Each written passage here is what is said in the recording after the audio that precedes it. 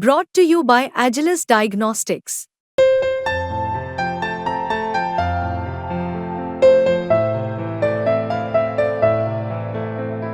Agilus Diagnostics. तो आदाब, नमस्कार, गुड इवनिंग, सत श्री अकाल। एक बार फिर आप तमाम लोगों का स्वागत है क्राइम तक की कहानी के इस एपिसोड में। उम्मीद है पूरी फैमिली अच्छी होगी, अपना और अपनों का ख्याल रख रही होगी। एक लंबा अरसा हो गया मुझे क्राइम रिपोर्टिंग करते हुए।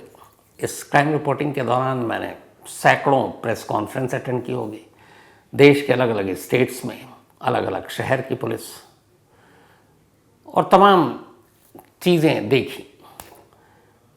लेकिन आज लखनऊ में यूपी पुलिस के हेडक्वार्टर में एक जो प्रेस कॉन्फ्रेंस हुई लगभग 25 मिनट या आधे घंटे की, और जिस केस को लेकर हुई वैसी तस्वीर मैंने कभी नहीं देखी। डकैती जैसे किसी केस में आमतौर पर जो उस एरिया के पुलिस इंचार्ज होते हैं वो DCP, joint CP level, commissioner level, उस पर प्रेस कॉन्फ्रेंस होती है और बात ख़त्म हो जाती है। लेकिन सुल्तानपुर की डकैती को लेकर जिस तरीके से आज यूपी पुलिस ने प्रेस कॉन्फ्रेंस की, समझ में नहीं आया कि उनके ऊपर क्या दबाव था। यूपी के DGP, director general of police Prashant Kumar ji, UP के नंबर 2 अगर कहें ADG law and order Amitabh Yash, जो शायद एसटीएफ के भी चीफ हैं, एडीजी लखनऊ जोन, वो भी उस प्रेस कॉन्फ्रेंस में। तो 3, मतलब इनमें से 2 तो एकदम टॉप मोस्ट, नंबर 1, 2 और फिर 3 प्रेस कॉन्फ्रेंस पे बैठे हुए हैं। सारे क्राइम रिपोर्टर सामने बैठे हुए हैं और उसके बाद प्रेस कॉन्फ्रेंस शुरू होती है। और ये प्रेस कॉन्फ्रेंस थी सुल्तानपुर डकैती को लेकर। लेकिन सुल्तानपुर डकैती को लेकर इतनी बातें नहीं हो रही थी। ये जो लोग एक सवाल का जवाब जानना चाहते थे वो ये था कि मंगेश यादव का एनकाउंटर सही है या गलत, उसका एनकाउंटर असली है या फेक, मंगेश यादव को 2 सितंबर को पुलिस ने उठाया कि नहीं, मंगेश यादव को अगर पुलिस ने उठाया, घर वाले जिस तरीके से बता रहे हैं वो सही है कि गलत है, ये सवाल और इसका जवाब जानना चाहते थे।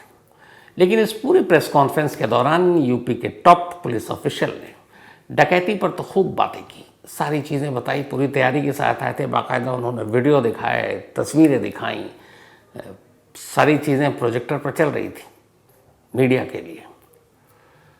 लेकिन जब मंगेश यादव के एनकाउंटर की बात या सवाल आए तो सवाल के कुछ और, जवाब कहीं और जा रहा था।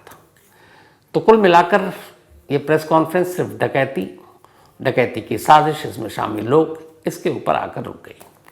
पहले मैं इसी प्रेस कॉन्फ्रेंस की बात ख़त्म करता हूँ, फिर अपनी आज की कहानी सुनाऊंगा इसी से। इस प्रेस कॉन्फ्रेंस के दौरान यूपी पुलिस ने पहली बार एक नया वीडियो जारी किया और वो वीडियो आप देख भी सकते हैं। इसमें 28 अगस्त दोपहर 12:45 पर जो टाइम बताया डीजीपी साहब ने, 5 लोग हेलमेट और गमछे में पहुंचते हैं, ये क्लीन इमेज है। और उसके बाद ये तस्वीरें दिखाई गई कि ये लोग थे 5। तो ये तो पहले भी आ चुकी है। इसमें नया क्या है? नया ये है कि इसके बाद बाकायदा यूपी पुलिस ने न्यूज़ चैनल जैसे ग्राफिक्स बनाते हैं ना 1 2 3 सर्किल में, यूपी पुलिस ने ग्राफिक्स बनाकर बाकायदा दिखाया 1 2 3 4 5 सबके नाम, और उनमें 5वें नंबर पे जो नाम था वो मंगेश यादव का था।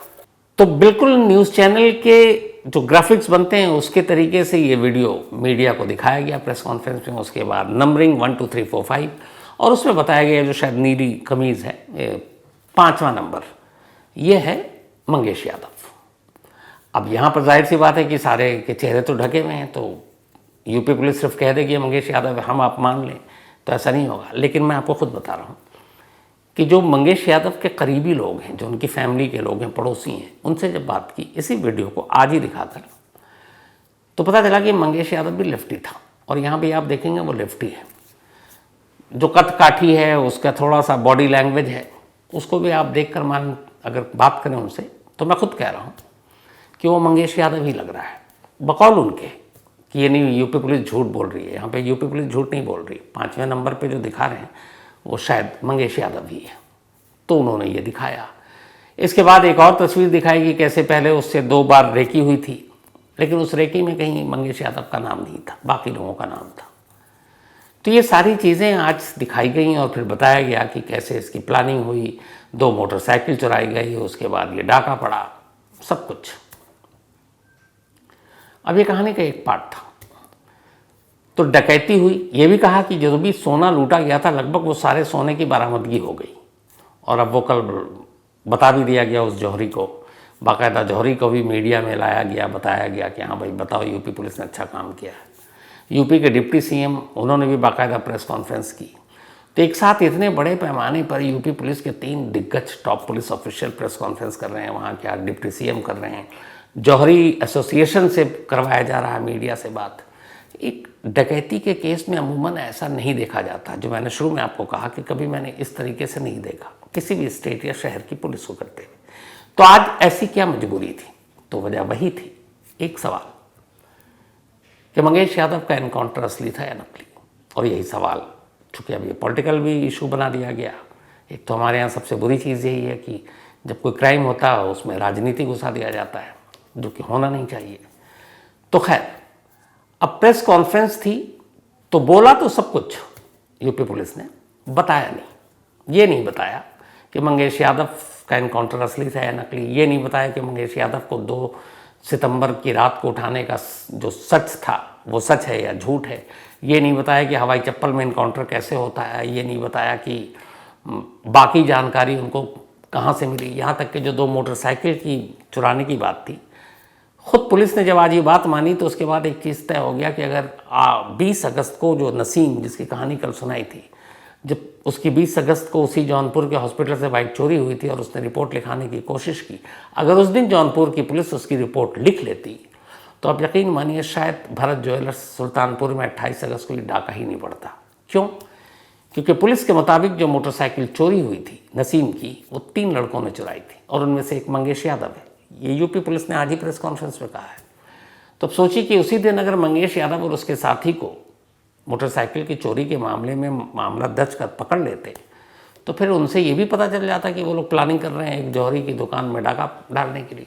तो 8 दिन पहले इस साजिश का खुलासा हो जाता और ना वो डाका पड़ता ना एनकाउंटर होता। लेकिन 8 दिन तक चोरी की रिपोर्ट की ही नहीं। तो ये पूरी प्रेस कॉन्फ्रेंस जिस सवाल के लिए था उस सवाल का जवाब तो यूपी पुलिस ने नहीं दिया। अब आपको मैं बताता हूँ 2 सितंबर की रात की कहानी क्या है, क्योंकि अभी तक इसी 2 सितंबर की रात में इस एनकाउंटर की पूरी पहली उलझी हुई है। जो मंगेश की बहन है प्रिंसी और उसकी माँ और उसके पिता, उन लोगों ने मीडिया में कैमरे पर आकर बात की और जो उनका बयान था वो ये था कि 2 सितंबर को सादे लिबास में कुछ लोग घर में आए और उन्होंने घर में आने के बाद मंगेश यादव के बारे में पूछा और फिर इसे उठाया और कहा कि हम पूछताछ के बाद इसे वापस कर देंगे और लेकर चले गए। सोमवार को रात 2 बजे पुलिस आई थी। जो इधर से आई थी पुलिस, कैसे आई थी? पीछे से आई थी। अच्छा, उधर पीछे से। हाँ, पीछे से आई थी तो वो बोली, पहले भाई बाहर सोया था, मम्मी हम अंदर थे। तो वो बोले कि पहले आए 1-2। कहाँ सोया था? ये इधर पे इसी झोपड़ी के? बाहर सोया था। तो वो बोले पहले उसको 1-2 झापड़ मारे, फिर उसको पकड़ ली। तो हम लोग पूछने लगे आप कौन है? तो बोले कि हम पूछताछ करके इनको लेकर जा रहे हैं, पूछताछ करके छोड़ देंगे। तब हम लोग भी कुछ था करने की कोशिश की तो वो महिला जो थी वो बोली तुम लोग ज़्यादा बोलोगी तो तुमको मारेंगे भी। ये बाकायदा आपने क्राइम तक पे भी देखा, बाकी चैनल पे भी देखा। यही कहानी बहन की, माँ की, सबकी थी। लेकिन यहाँ पर फैमिली ने झूठ बोला था, एक आधा झूठ था इसमें, बाद में आपको खुद बता रहा हूँ। और वो झूठ कहाँ पे था? ये झूठ इसलिए था कि असल में 2 सितंबर को हुआ ये कि मंगेश यादव था तो अपने घर में, ये सच है जो फैमिली कह रही है। मंगेश यादव उसी घर में पीछे की तरफ अकेला सो रहा था। अगर आपने विजुअल तस्वीरें देखी होंगी तो प्रिंसी और उसकी माँ एक बेड पर सो रहे थे, फिर पिता थे और बाकी ये जो था अलग सो रहा था। क्योंकि ये थोड़ा बिगड़ैल भी था, चोरी वोरी तो वैसे भी 2 बार जेल भी हो चुका था, बदनाम भी था इलाके में, तो ये कब आता कब जाता ये भी नहीं पता होता। लेकिन उस रात वो सो रहा था। उसी दौरान में पुलिस वाले आते हैं सादे लिबास में। सादे लिबास में आते हैं जब आहट होती है और वो आवाज़ देते हैं। तो जब आवाज़ देते हैं तो ये आवाज़ मंगेश यादव को सुनाई देती है और उसे लगता है कि शायद पुलिस वाले आए और वो पीछे की तरफ से भागने की कोशिश करता है। घर के पीछे की तरफ से। अब पीछे है खेत, उधर गाड़ियों से आप उसका पीछा नहीं कर सकते, तो उधर से भागने की कोशिश करता है। इधर घर वाले उठते हैं, वो पूछते हैं। तब तक घर वालों को यहाँ पे ये लगा कि मंगेश भाग गया, क्योंकि पीछे की दरवाज़ा और वो खुलने की आवाज़ आई, उन्हें लगा कि ये पीछे की तरफ से भाग रहा है। और जब तक पुलिस आई, उन्होंने पीछे की तरफ झांका, देखा, और उन्हें यकीन हो गया कि शायद भाग चुका है। तो जब उन्हें लग गया कि वो भाग चुका है, तब पुलिस वाले पूछते हैं वो कहाँ है। तब वो कहते हैं कि वो तो यहाँ 2-3 महीने से है ही नहीं। कभी कहते हैं मुंबई में है, कहीं नौकरी करने चला गया है, क्योंकि उस वक्त उन्हें ये यकीन था कि मंगेश भाग चुका है और पुलिस उसके पीछे न जाएगी, इसलिए झूठ बोला। आज प्रेस कॉन्फ्रेंस में यूपी पुलिस ने 2 वीडियो जारी किए। वो दोनों वीडियो भी आप सुन लीजिए। देखिए, आप पहले इस चीज को सुन लीजिए, फिर हम आपको। कौन काम है? थाना जनपद। अच्छा, कै भाई है आपका? क्या नाम है? मंगेश यादव। कहाँ रहते हो? मुंबई है। कितने दिन से? 2 महीने से। घर नहीं आए? फिर आप उसके ऊपर तो मुकदमे हैं लूट के, तो अब कायदे से रहता है ना।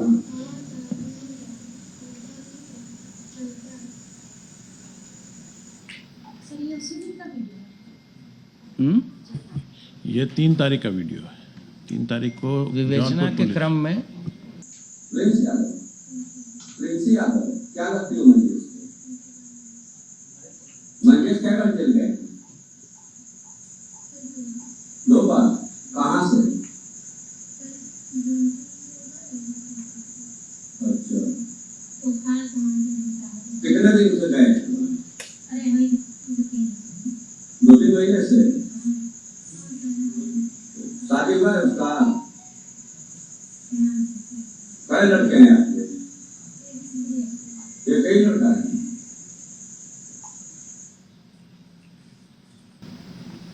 इनके माताजी और उनकी बहन के द्वारा स्पष्ट बताया जा रहा था कि ये 3 महीने से लगभग अपने उस पर नहीं आए हैं। और जहाँ तक आपका प्रश्न था मानवाधिकार आयोग का, तो जो निर्धारित प्रक्रिया है उसके हिसाब से सूचना दी गई है और एक समयबद्ध तरीके से समय समय पे सूचनाएं विभिन्न संस्थाओं को जाती है, वो समय से भेजेंगे। इस संबंध में मजिस्ट्रियल जांच के आदेश स्थानीय जिला मजिस्ट्रेट के द्वारा दे दिए गए हैं। उन दोनों वीडियो में ये है, एक में है कि बहन कह रही है कि हाँ वो यहाँ पे नहीं है, 2-3 महीने से यहाँ है ही नहीं, ठीक है। माँ भी यही बात कर रही है, 2-3 महीने से यहाँ है नहीं। अब सवाल है, और यूपी पुलिस ने प्रेस कॉन्फ्रेंस में डीजीपी साहब ने खुद कहा कि ये वीडियो 3 सितंबर का है, यानी 2 सितंबर को घर वालों का इल्ज़ाम है कि मंगेश को उठाया, लेकिन अगले दिन 3 सितंबर को घर वाले पुलिस से कह रहे हैं, और इस वीडियो में पुलिस वाले पीछे दिखाई भी दे रहे हैं, एक दिखाई दे रहा है और पुलिस वाला ही वीडियो शूट कर रहा है कि वो तो 2-3 महीने से यहाँ है नहीं। तो अब सवाल यह है कि अगर 2 सितंबर को घर वालों ने जैसे पहले इल्ज़ाम लगा कि मंगेश को उठा कर ले गए, तो और 3 सितंबर को वही घर वाले कह रहे हैं कि वो तो 2-3 महीने से है नहीं, ये कैसे हो सकता है। तो इसके बाद जब प्रेस कॉन्फ्रेंस हुई, उसके बाद फिर घर वालों, उसकी बहन का एक और वीडियो आया। उन्होंने कहा कि उन्होंने 2 दिन वीडियो शूट किया था, एक 2 सितंबर को, एक 3 सितंबर को, अगले दिन भी आए थे, और फिर उन्होंने हमें डराया धमकाया और उन्होंने जैसा कहा हमने बता दिया। पर यहाँ पे भी आधा झूठ और आधा सच था। असल में इस आधे झूठ और सच का जो खुलासा है वो ये है कि घर वाले को मालूम था कि वो भागा है, पर उन्हें ये मालूम नहीं था कि पीछे जाकर पुलिस वालों ने दबोच लिया, क्योंकि पीछे भी पुलिस की टीम थी। जब कहीं रेड डालने जाते हैं आप, तो सिर्फ मेन एंट्री से नहीं जाते, आप घर के इर्द गिर्द भी होते हैं कि ताकि वो भागे तो पकड़ ले। घर वालों को तब तक ये पता ही नहीं था कि ये उठा लिया, और वो उसको बचाने के चक्कर में कर रहे थे। लेकिन फिर उन्हें जानकारी मिली कि उसको तो पुलिस ले गई है, कुछ गांव वालों ने देख के रात को बता दिया। तब उसके बाद उन्होंने ये बयान देना शुरू किया। एसटीएफ वाले थे, क्या कह रहे थे वो तुमसे जो है? बोले कि तुम लोग को यही यही बोलना है, यही यही कहना है। नाम पूछे, मम्मी पापा भैया का, और ये गांव का नाम पूछे, जनपद पूछे, यही सब ऐसे बोलना है, ऐसे बताना है, यही सब तुम वीडियो बनाना है। हम पहले भी बोल चुके हैं, ये लोग हमसे वीडियो बनाए हैं। तो सोमवार को लेकर के गए थे रात में, जो हाँ। मैंने देखा उसके बाद भी लगातार। हाँ, उसके बाद जिस दिन लेके गए थे उस दिन वीडियो बनाए थे, फिर उसके दूसरे दिन भी वीडियो बनाए थे। और बार बार तलाशी ले रहे थे। हाँ, बार बार आ तो रहे थे। तलाशी लिए तो कुछ उनको मिला यहाँ से? कुछ नहीं मिले, बस भाई का फ़ोन मिला, वही भाई का फ़ोन लिए हैं, अभी तक नहीं दिए हैं। और किसी का फ़ोन, आपका फ़ोन या कुछ? जब हमारा भी फ़ोन लिए थे, जब जाने लगे तब फ़ोन दिए। और क्या बोल करके गए थे कुछ? बोले कि किसी से कुछ कहना नहीं है, हम पूछताछ करके तुम्हारे भाई को छोड़ देंगे। लेकिन इन दोनों ही सूरत में, चाहे घर वाले झूठ बोल रहे हो या यूपी पुलिस झूठ बोल रही है, या यूपी पुलिस सच बोल रही है या घर वाले सच बोल रहे हैं, एक चीज़ दोनों ही कहानी में कॉमन और सही है, वो ये कि चाहे 2 सितंबर को मंगेश यादव घर से भागा और भागते हुए पकड़ा गया या ना पकड़ा गया, लेकिन इतना तय है कि 2 सितंबर की रात वो उसी घर में था अपने घर वालों के साथ, और इसके तमाम उस गांव के बहुत सारे लोग चश्मदीद हैं।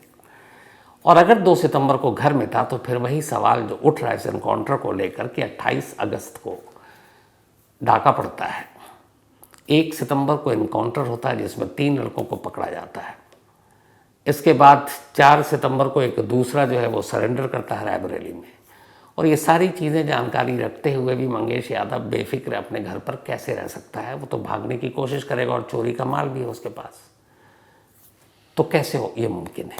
यहीं से ये सवाल उठ रहा है।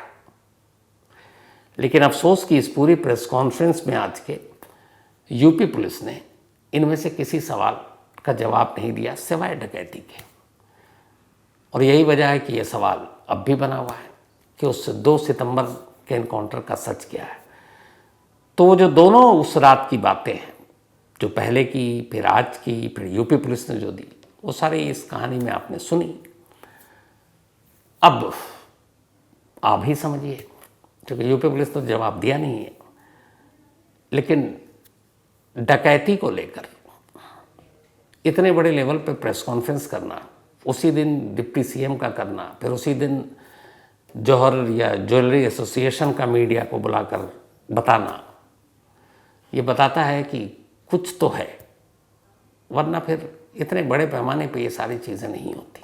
वो कहते हैं ना कि यूं ही धुआं नहीं उठता, तो कुछ तो है, लेकिन वो कुछ क्या है पता नहीं, कभी सामने आएगा कि नहीं आएगा मालूम नहीं। लेकिन खैर, कहानी में आज इतना ही। कहानी ख़त्म करूँ उससे पहले वही अपना सिलसिला। आज टोनी दरियानानी, इनका बर्थडे है, तो हैप्पी बर्थडे टोनी साहब। जैनब अजीज़ का भी आज बर्थडे है, तो हैप्पी बर्थडे जैनब। और ये भेजा है बाजिगा फ़रहीन एंड अब्दुल अजीज़ ने, उनकी बेटियां हैं जैनब। परिमिता वर्मा, इनका भी आज बर्थडे है, तो हैप्पी बर्थडे परिमिता। और भेजा विकास वर्मा ने है। तक्षु राजपूत का भी आज जन्मदिन है, तो हैप्पी बर्थडे तक्षु। और राहुल पटेल ने भेजा है। साथ ही ज़ुहैर अली ख़ान का भी आज जन्मदिन है, तो हैप्पी बर्थडे ज़ुहैर। भेजा हफीज़ुद्दीन हैदर ने कतर से। तो कहानी में आज इतना ही। अब आपसे मुलाकात होगी कल रात 9 बजे किसी नई कहानी के साथ। तब तक अपना और अपनों का ख्याल रखिएगा। Thank you very much.